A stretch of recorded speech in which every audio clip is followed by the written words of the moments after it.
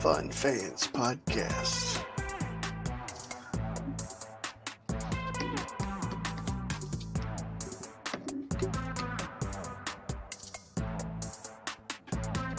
Yeah, that sounds a little freaky, don't it? It does, especially when we're not saying anything. That's the Instagram effect. Okay. Which means I'm going to have to stop that all over again. Stop it.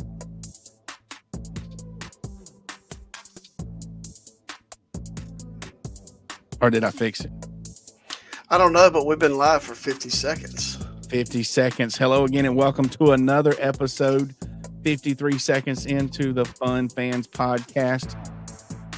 With you as always, myself, I'm the host, James Diller. With me as always, my co-host, Bailey Jackson. How you doing, Bailey? I'm good. Got the back to school blues. Back to school. It is here.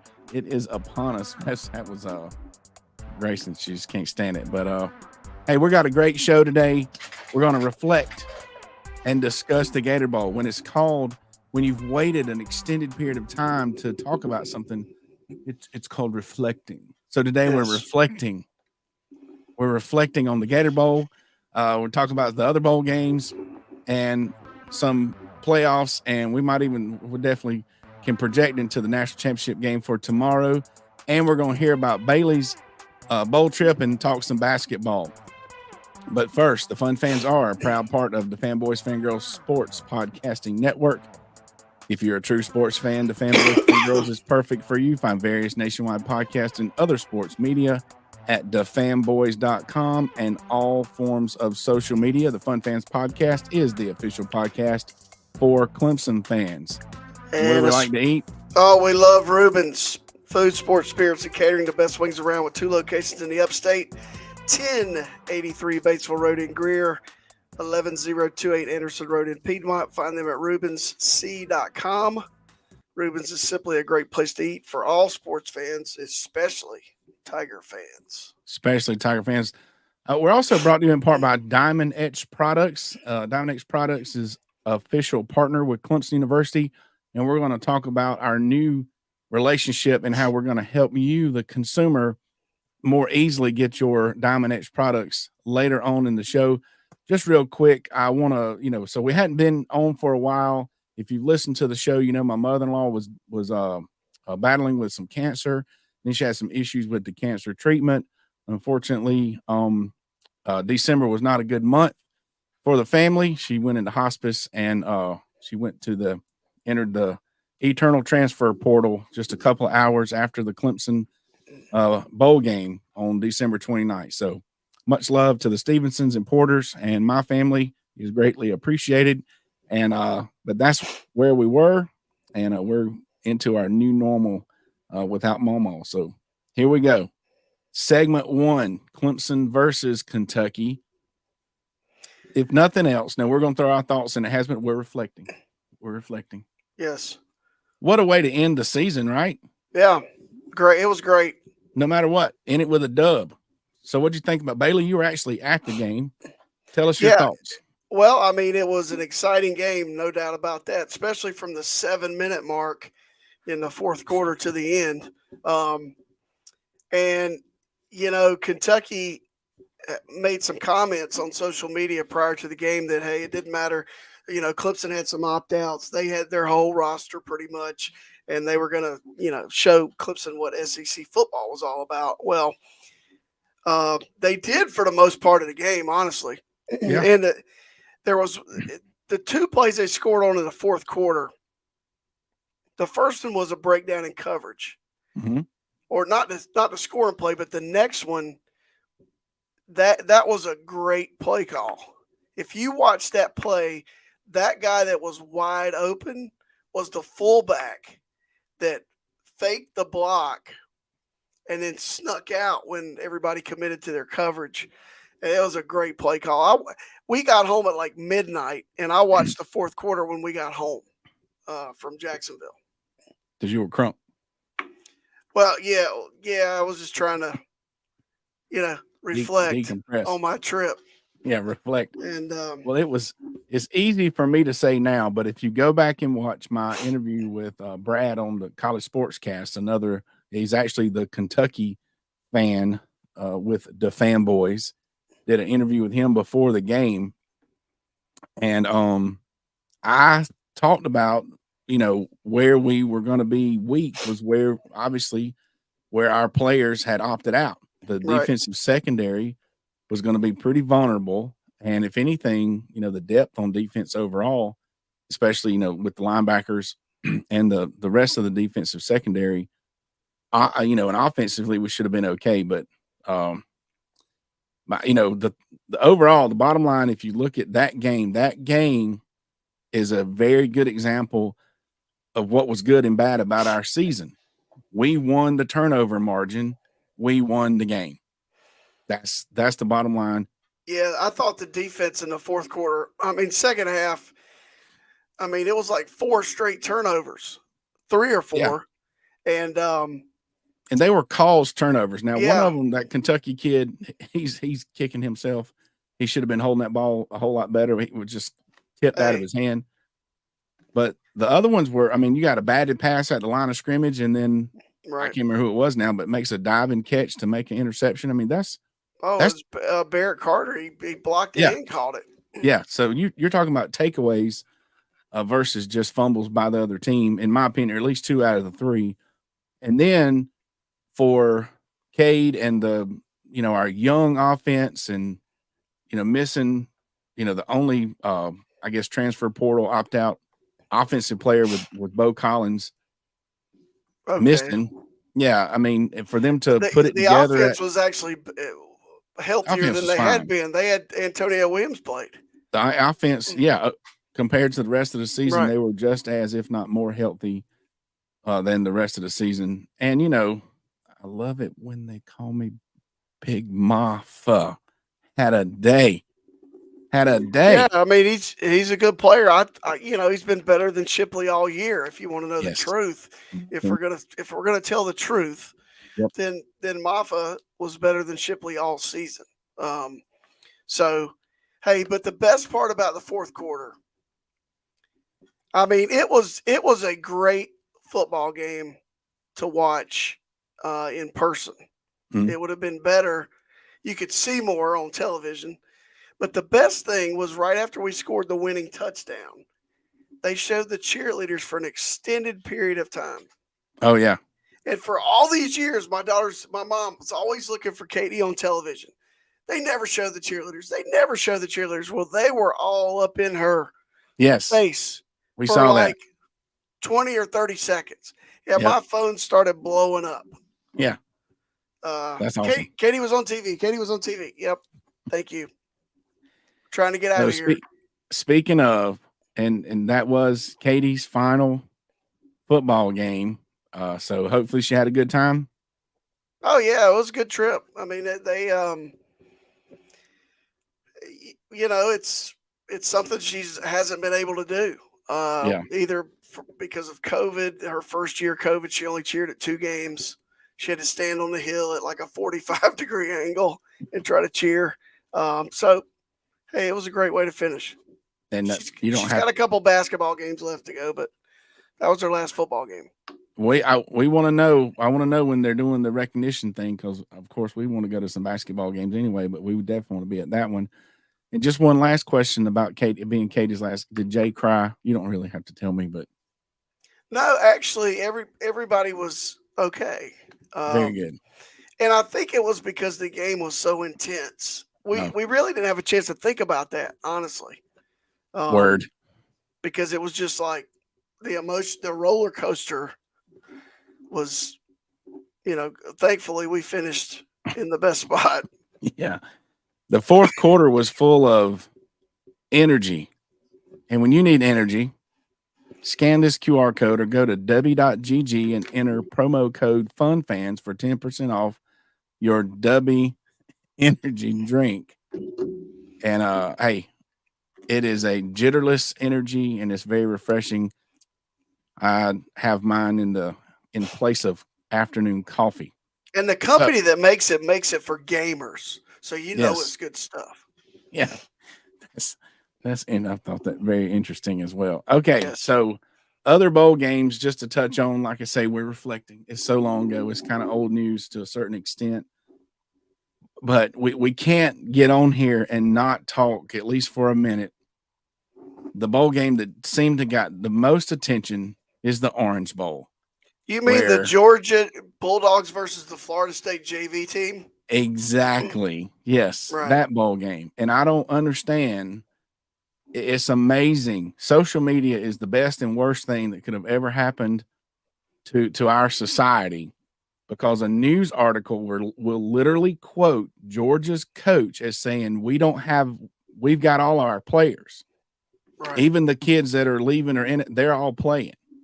But then these fans or these robots or whatever they are, and they're not even Georgia folks, will sit there and, well, here's all that. Well, they had these guys in. Well, everybody's got people injured. I'm talking about the ones that just aren't playing.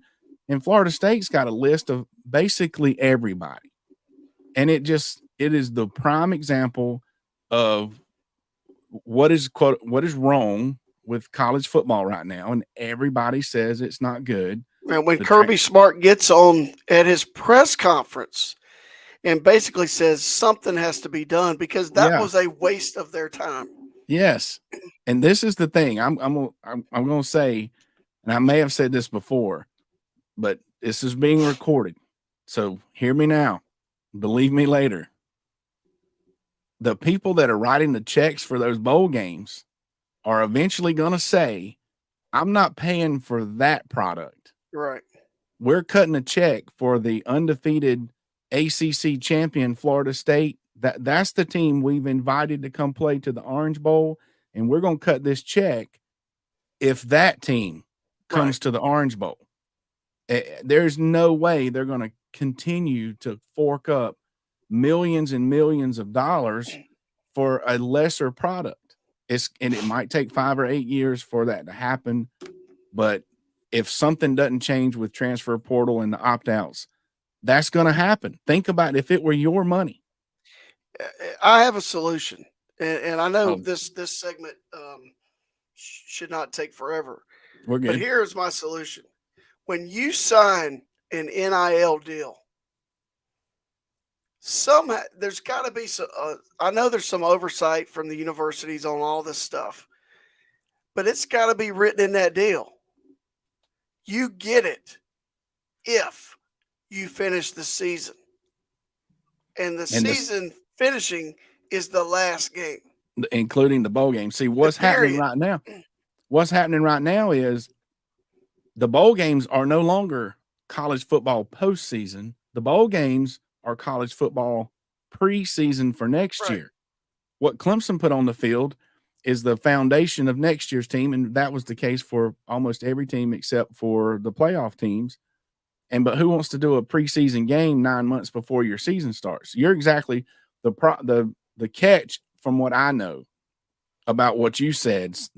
The NIL money's coming from sponsors. So I don't know that they have contractual control, but they might. Same thing. The universities all now have initiatives and have people that help those players manage that. That's true. All right. And that still could be a thing, because if I'm Toyota and, I'm paying NIL for Bailey Jackson, I want Bailey Jackson on the field when Florida State plays in that Orange Bowl. Right. So and I'm telling you, if Toyota gave me some money, I'd play. Hey, and see, that we could go on and on forever. Yeah. But that gets into, you and I would play regardless. I have one more thought on this. Here's the deal. I get the guys that are going to the NFL. I get it. Excuse me, I've had a little cold. And if you don't want to play and you go, coach, man, I can't afford the insurance policy, and I can't afford to get hurt either, because this is going to change my life going to the NFL. I'm okay with those guys. I'm not okay with the guys that transfer or go into the portal and then they're still on the sideline. Oh, definitely. That's what? Kentucky had players. I can't remember now, but I knew I was ready for our show that we were going to do in Jacksonville. They had players that had entered the portal, but they actually played. They didn't just stay on the sideline. They played. No way, pal. No way. Yeah, that's out. One thing people say is a simple solution is you don't open the portal until January 1 or something. Tuesday morning. January 2nd. Yeah. Tuesday morning. So theoretically that would solve a lot of the issues. Who started this thing? It's not going to happen though, because they want those kids to get there and enroll early and practice all winter. Well, they know they're going to do it. So if it opened on January 2nd, that gets past the New Year's 6 bowls, you have to make it happen fast. With colleges don't start classes until a week or two into January anyway. A lot of them were having move-in days today. I saw that. So anyway, that, like I said, we could talk for everybody. Know we did a show on how we feel about all this stuff, but this is definitely some examples of how everybody's saying things have got to change. The bowl season, people aren't going to pay millions of dollars for the teams to come for preseason games, which is what they're turning into. And that's just that. And I don't look at speaking of the injuries, how many career-ending injuries happened during the bowl season? You remember any? I don't know, but I know Shipley had a scare, but he's fine. He's fine. So it is a risk, but still, it's almost decades and decades and decades of kids playing in the bowl games and then going on to the NFL. It wasn't until whoever this first person was that say, "Hey, you should just not play." Right. That kind of mentality, and then it dominoed into a mess. All right. Well, let's you could even look at it from the Gator Bowl was the bottom level was open, and it was not full. Okay. Last year, when the Gamecocks played Notre Dame, the place was full. Now, granted, Notre Dame's a national brand. The Gamecocks don't go to bowls very often, so they all travel. Right. But I'm telling you, there was a lack of attendance in Jacksonville. And there were still 30, 40, 50,000 people there, but maybe 40. I guess TV rights, the city makes money. The city needs people to come in. It's funny because that's what we talked about on News 4 Jacksonville. Yeah, all right. Speaking of, that's a good transition. While Bailey was in Jacksonville, look at there. Yep. Bailey Jackson, Clemson fan. In case anybody was wondering, Clemson fan, since he's wearing his Orioles. Yeah, I didn't know I was going to be on television. So how'd that happen? Tell us that story. All right, so we were the cheerleaders were meeting. They were on their bus. They were going to tour the Naval Museum downtown, and then they were being released to go downtown to eat lunch on their own. So we decided we would meet our daughter downtown Jacksonville and have lunch with her. This was the day before the game. Right. And we walk into this place. It's just right there on the main road that goes right by the stadium, probably Duval something Boulevard. And we walk in, there's two guys there, two locals sitting at the bar. It's 11:30ish in the morning. We're waiting on Katie. We're getting menus. We're sitting down to eat. And this lady has this guy she's dressed really nice. And she has a guy that's got shorts and a t-shirt on. I'm like, this is strange. She comes up to us and she goes, "Hey, hi, I'm so-and-so with Channel 4 News Jacksonville. And we're doing a story about the Gator Bowl and fans coming into town. Would any of you want to be on camera?"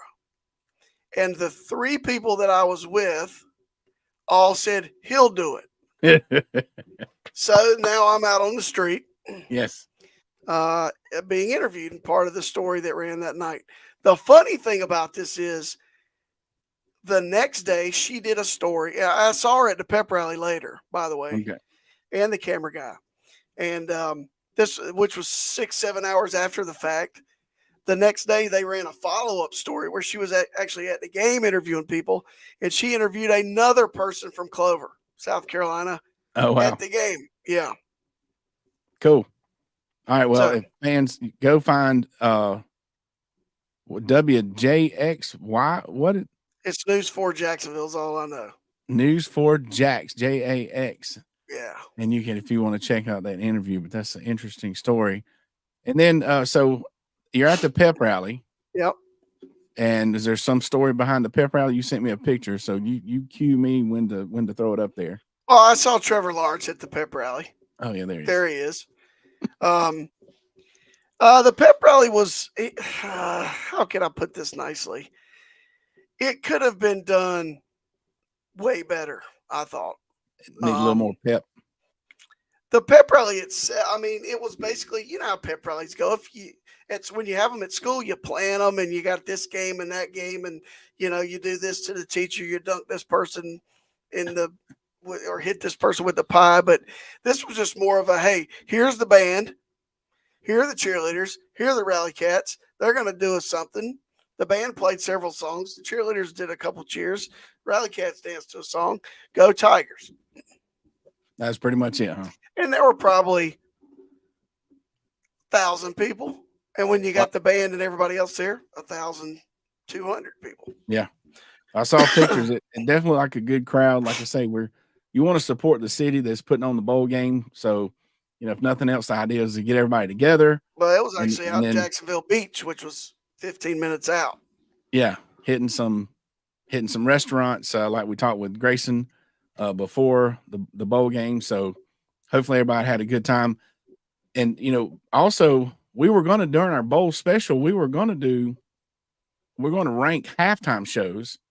And I did the research, or tried to do the research, and nobody was posting what their halftime show was going to be. So we said, okay, we'll wait until afterwards. And, the way my bowl season went, I didn't even get to watch as many bowl games as I normally would have. Only halftime shows I saw some marching band, and the bands played. That's it.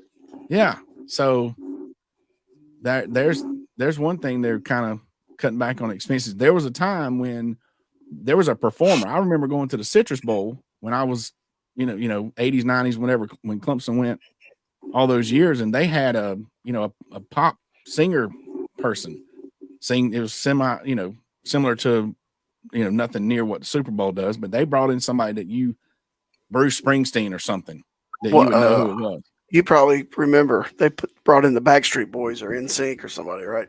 Yeah, something like that. So we got to, we'll listen up, bowl games. You got to work on your halftime shows a little bit there. But you know who the real winner is in the bowl games? In my opinion? Who? The Pop-Tarts. Pop-Tarts killed it. Well, the Pop-Tarts Bowl is formerly known as the Citrus Bowl. Okay, so they're still doing things right down there in the Citrus Bowl. The Pop-Tart mascot was the fan favorite. I think that was NC State's game. I don't even know what happened with the game, but there's videos out there of the Pop-Tart mascot popping the referee on the butt, and then the way he went down in the toaster, and then the winners got to eat the big. That was awesome. I mean, he sacrificed himself to the winner of the game, so I guess they'll have to get another. Have to get one for next year.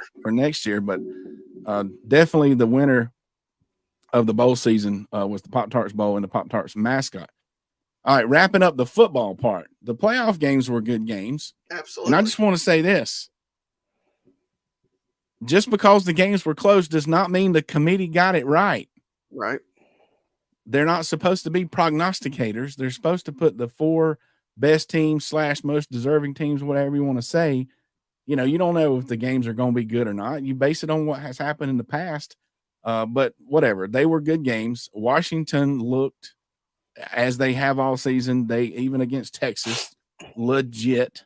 Yeah, Alabama, I don't know. Alabama didn't really play as good as they played, in my opinion, but not to discredit Michigan, because it could have been because of Michigan being a good team and not being able to play. So that was a real slobber knocker of a game. Kind of surprised that Michigan really won it in the trenches. Well, they kind of got beat for 3 quarters, or really 3.5 quarters. But hey, final score matters. Final score. So those were definitely good games. Looking forward to Washington versus Michigan tomorrow night. and we'll be back Wednesday to talk about that. So we want to make a prediction. We started making predictions every once in a while. Everybody's been going against Washington. I'm gonna say Washington. Yeah, whatever. Yeah, whatever. So all right, they got purple in their uniform. There you go. That works. But I feel like I should pull for Michigan because one of the coaches at my school is a huge Michigan fan. Well, I don't know if the whole sign stealing thing really has anything to do with the games this season, but there are definitely a lot of people out there that feel like me that if they did something wrong and they're going to get punished, they should have been punished, and she really should have never been allowed in the postseason. So it'll be interesting to see what comes out. I mean, hopefully, surely for goodness in the world, they're not going to win the whole thing, and then the NCAA try to come back and take away that. Don't do that. I hope not. That just let it ride. It should have done something already, but it is January. That is the last game coming up tomorrow night, and allows us fans to transition into the next season. That's right. Which is basketball. Bailey, it is an update. All right, folks, and I won't call people out that are on Twitter that constantly blast the Clemson basketball program. This is one of the best teams Clemson's ever had. The ACC is back, and it is tough. It's tough. So they went on the road Wednesday night and ran into Miami, who was, let me remind you, a Final Four team last year. Yep. And only lost one player and added Florida State's best player from the transfer portal. Yep. And then Miami proceeds to shoot 60+% in the second half. You are not going to win that game, period. I don't care who you are. Been there, done that. So Miami's very good. Lost a tough one on the road. Carolina yesterday at Clemson, another tough one. A tough matchup.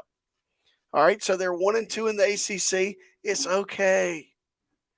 They have the 17th. Their net ranking is 17.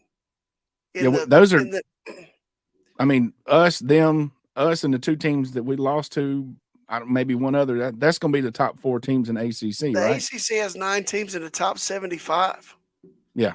Net ranking, and that's one major indicator of NCAA tournament teams. And teams go up and down during the season anyway. I'm telling you. Oh, yeah. I wouldn't be surprised if Clemson was 1-3 after Wednesday night. They play at Virginia Tech, a very tough place to play against a very well-coached basketball team. With a lot of experience back. So it's okay. Whoever wins ACC is going to have 4, 5, 6 losses easily. That's how good everybody is. So it's still a long road ahead for the basketball season. But you know what else? Gymnastics is about to start up very soon. Yep. Baseball season is right around the corner. This is always exciting. April 6th is the spring football. So it's just going to be wide open. It's going to stay wide open here on the Fun Fans podcast. And I think you added something about a signee. There's a couple Clemson signees that had there were all-star games this weekend for high school kids, the ones that didn't go early. And TJ Moore from Tampa, Florida is a big-time receiver that Clemson somehow got out of Florida. He had offers from Georgia, Alabama, Clemson, Ohio State. He had 11 catches for 180 yards and 2 touchdowns. In an all-star game. If you look at the Twitter feed from the all-star game itself, they showed him doing drills this week. And I'm telling you. He's legit. You should have bought stock. Should have bought stock, baby. Dabo offered it. Because and we got some wide receiver out of Texas. West Coast coming in, he's already there. Yeah. Sammy Brown from Jefferson, Georgia, linebacker coming in. Got another lineman coming in. Hey, I should have worn sunglasses. That's how bright the future is. It's on. I can't wait. Awesome. And look, let's go back to the last drive against Kentucky. Cade Klubnik led them down the field. Yep. In the last drive. Okay. That was huge. He makes some unbelievable plays. And then he tries a little too hard sometimes. You can't fault him for that. I think the dude can play. Oh, yeah. One more thing. Speaking of a former Clemson quarterback, has DJ signed with anybody yet? DJ Uyunglele. I thought it was Florida State. He committed to Florida State, right? That's what with no guarantees of being the number one quarterback. Yeah, that's what I was thinking too. Now, I don't know.